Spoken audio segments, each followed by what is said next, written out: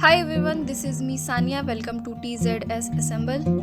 तो बच्चों, हम सब पढ़ रहे थे क्लास 9th की NCERT का 5th chapter the fundamental unit of life से पढ़ने वाले हैं लाइसोसोम्स, माइटोकॉन्ड्रिया एंड प्लास्टिड्स। इससे पहले के वीडियोस में हम सब ने पढ़ा था साइटोप्लाज्म, और साइटोप्लाज्म में प्रेजेंट कुछ सेल ऑर्गेनेलीज जैसे endoplasmic reticulum and Golgi complex. If you have not watched that videos, then go and must watch that videos। तो बच्चों, लाइसोसोम्स को स्टार्ट करने से पहले एक क्विक रिव्यू ले लेते हैं, क्योंकि हर एक सेल ऑर्गेनेली एक दूसरे से जुड़ा है, मतलब इनके फंक्शंस एक दूसरे से जुड़े हैं। तो बच्चों, हमारा सेल है, सेल के सेंट्रल पार्ट को न्यूक्लियस बोलते हैं। सेंट्रल पार्ट में न्यूक्लियस प्रेजेंट होता है और इन न्यूक्लियस में न्यूक्लियर पोर्स होते हैं। न्यूक्लियस से अटैच्ड एक सेल ऑर्गेनेली होता है जिसका नाम है इंडोप्लाज्मिक रेटिकुलम।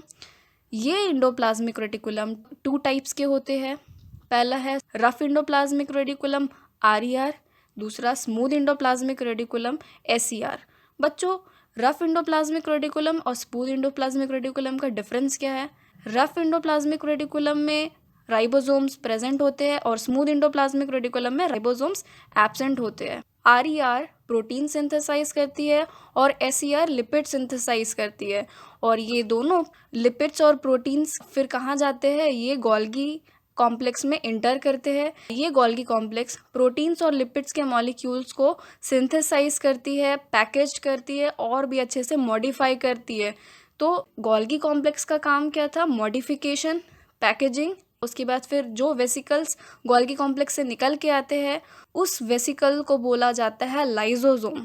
तो चलिए हम स्टार्ट करते हैं लाइसोसोम्स।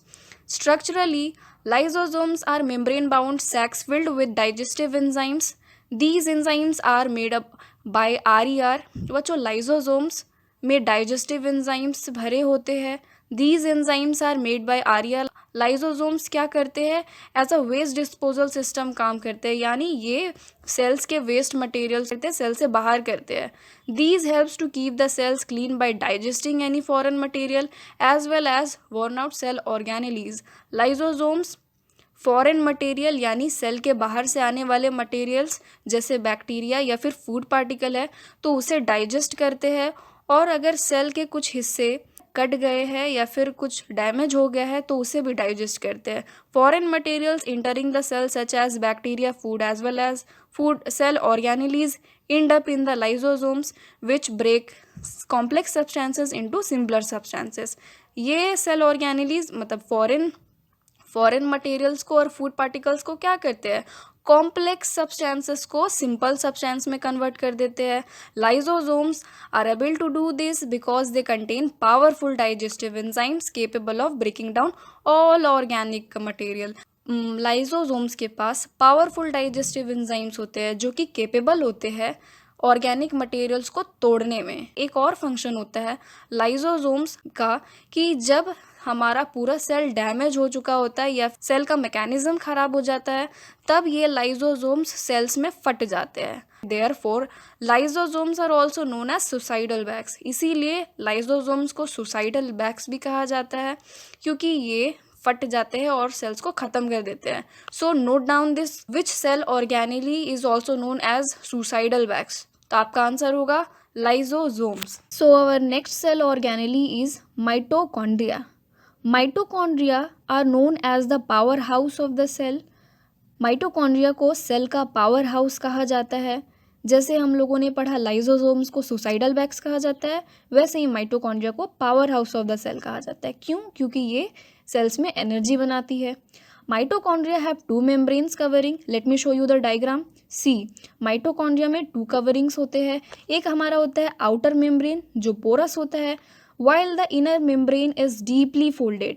और अंदर के जो मेम्ब्रेन्स होते हैं वो डीपली फोल्डेड होते हैं और इन फोल्डिंग्स का नाम होता है cristae. These folds increases surface area for ATP generating chemical reactions. बच्चों, ये फोल्डिंग्स क्या करते हैं? सरफेस एरिया इंक्रीज करती है ATP जनरेट करने में। अब ये एटीपी क्या होता है बच्चों?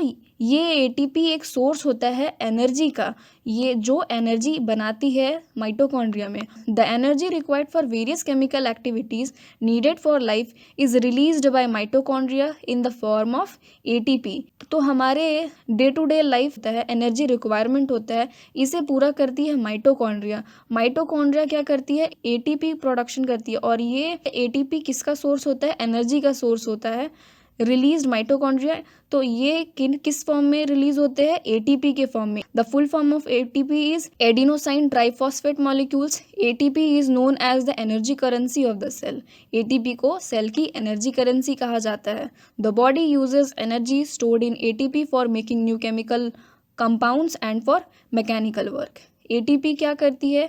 एटीपी न्यू केमिकल बॉन्ड्स बनाती है सेल्स में और मैकेनिकल वर्क में हेल्प करती है। Mitochondria are a strange organelle in the sense that they have their own DNA. Mitochondria कुछ स्ट्रेंज है, माइटोकॉन्ड्रिया में कुछ अजीब सा है कि उसके पास खुद का डीएनए होता है।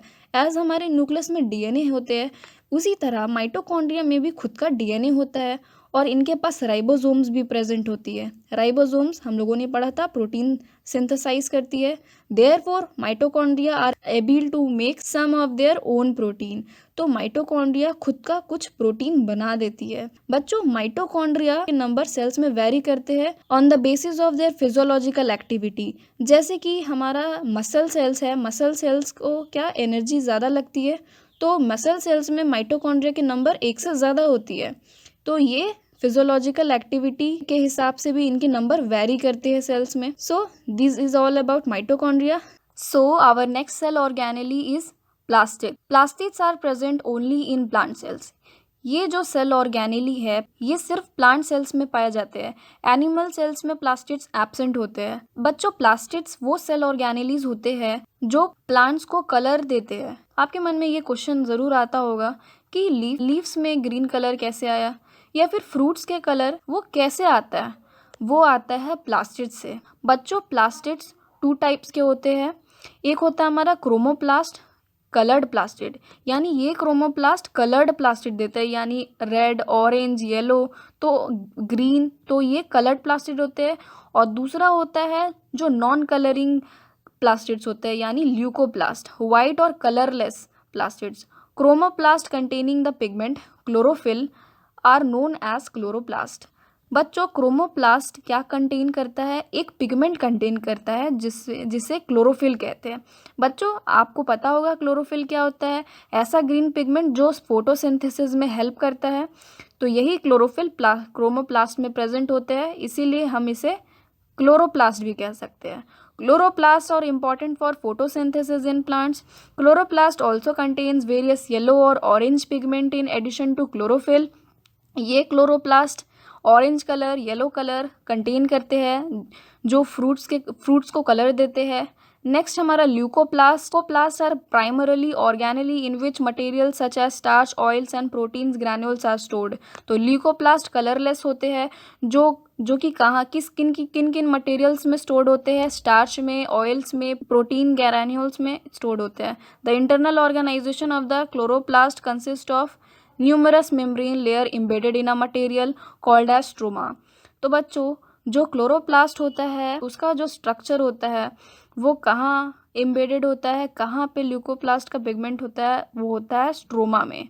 These are similar to mitochondria in external structure. Like the mitochondria, plastids also have their own DNA and ribosomes. बच्चों, प्लास्टिड्स और माइटोकॉन्ड्रिया में एक सिमिलैरिटी होती है कि दोनों के पास डीएनए भी होता है और खुद का राइबोसोम भी होता है। जैसे न्यूक्लियस में प्रेजेंट होता है ribosome, DNA, in the same way दोनों के पास खुद का डीएनए होता है और राइबोसोम होता है।